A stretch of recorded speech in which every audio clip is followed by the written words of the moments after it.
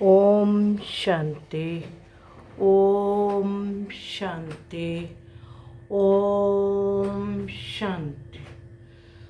बच्चों, आज हम आपको वर्णमाला के बारे में पढ़ाएंगे। अब सबसे पहले हम आपको बताते हैं वर्ण क्या होते हैं। वर्ण या अक्षर वह छोटी से छोटी ध्वनि है जिसके और टुकड़े ना किए जा सके।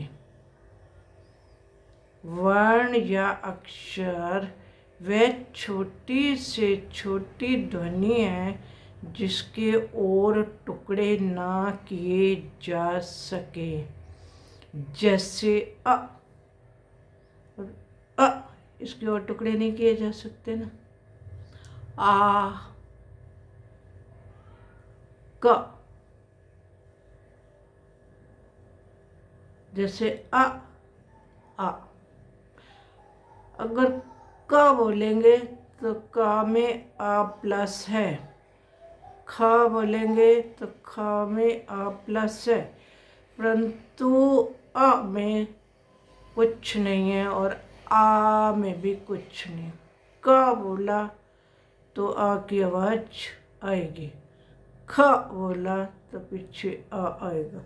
जब इसके नीचे हलंत लगा देंगे तो इसका मतलब है कि इसमें से आ चला गया, वो वर्ण विच्छेद में आपको काम आ जाएगा। वर्ण नाम संस्कृत में प्रत्येक वर्ण के नामकरण के लिए उसके साथ कार प्रत्यय लगा दिया जाता है।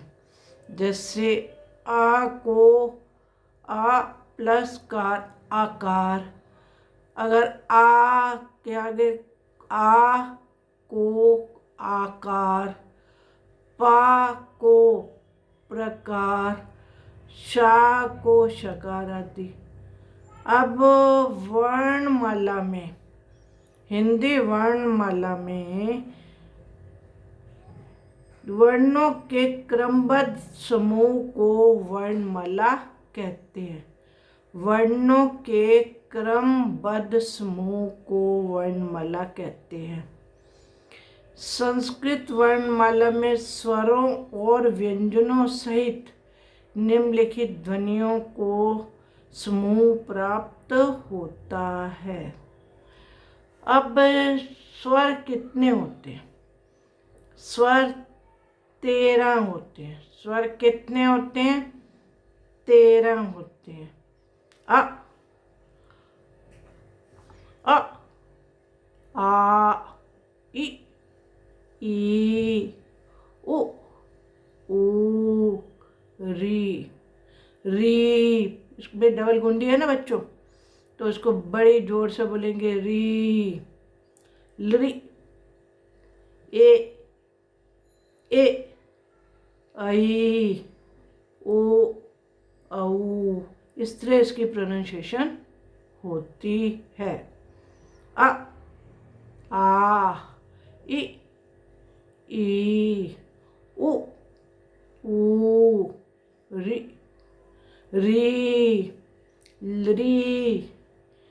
लरी। इसके कभी कभी किसी जगह लरी भी हो जाता है, बड़ी डबल गुंडी लग जाती है, परंतु इसकी प्रोनाउंसिएशन बहुत ज़रूरी है आपको आनी, क्योंकि वर्ण विच्छेद में इसका बहुत ज़्यादा काम है। ए, आई, ओ, औ। अगर आपको ये सही तरीके से पढ़ना आ जाएगा तो आपको मात्राओं का ज्ञान भी बहुत अच्छा हो जाएगा, आपको हिंदी में भी काम आएगा। अगर आपकी प्रोनाउंसिएशन सही नहीं होगी तो आपकी हिंदी भी बहुत गलत लिखी जाएगी। तो अब हम व्यंजनों का भी प्रोनाउंसिएशन करते हैं।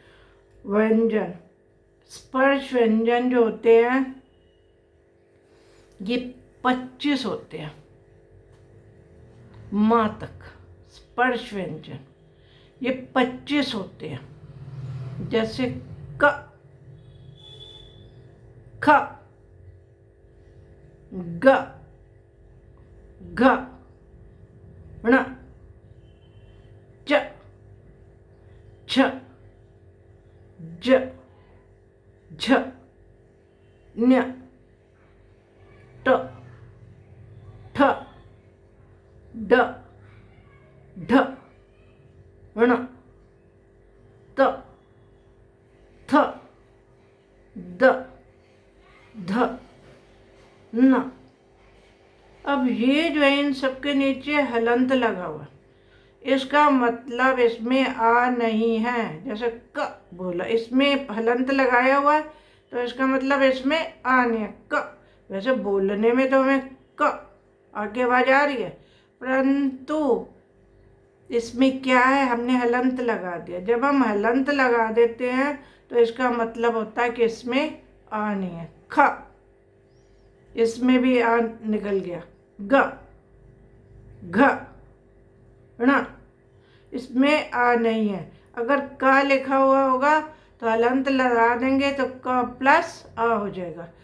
ख होगा तो ख प्लस अ हो जाएगा। इस तरह ये 25 जो है स्पर्श व्यंजन है, ये कहीं ना कहीं स्पर्श करते हैं। जैसे क आपके ये किसी पार्ट को, तालु को टच करता है। क, ख, ग, घ, ण, ये किसी न किसी तरीके से किसी न किसी पार्ट को टच करते हैं। ये 25 वर्ण, इसलिए इसे स्पर्श व्यंजन कहते हैं। और इसको याद करने का तरीका, इसका फार्मूला है कचट तप।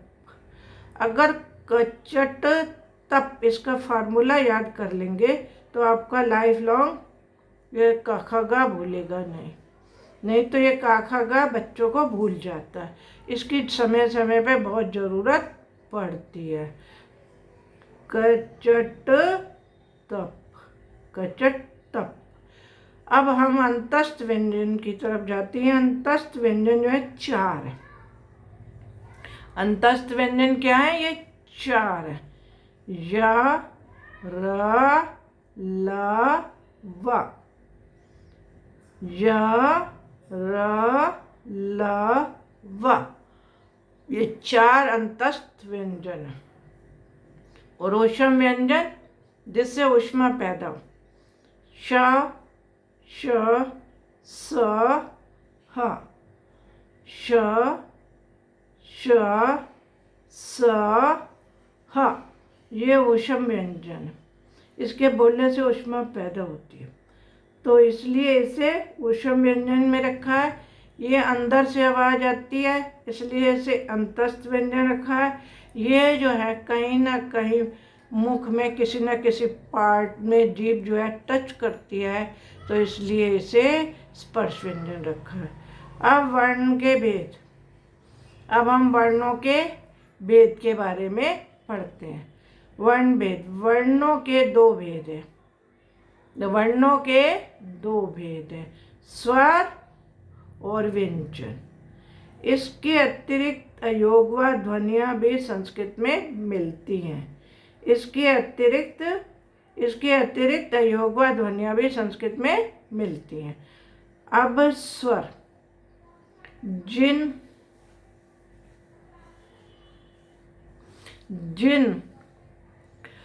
वर्णों का उच्चारण स्वयं अथवा बिना किसी अन्य वर्ण की सहायता के होता है, अथवा जिनका उच्चारण करने के लिए किसी अन्य वर्ण की आवश्यकता नहीं है, वह स्वर कहलाते हैं।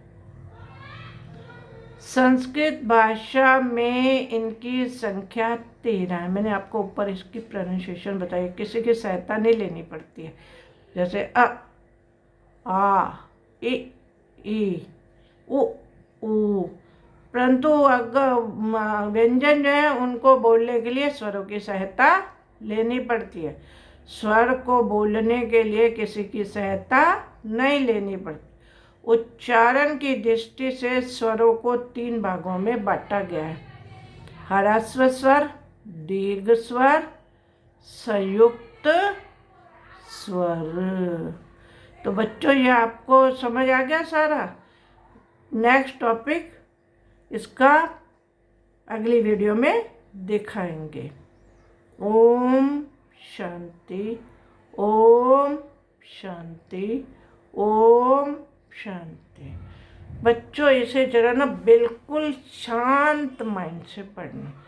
अपने माइंड को शांत करने के लिए अपने मस्तक के बीच में भृकुटी के स्थान पे या जहाँ माताएं बिंदी लगाती हैं, ध्यान केंद्रित करते हुए आप 3 बार बोलोगे, मैं शांत हूँ, शांत हूँ, शांत हूँ।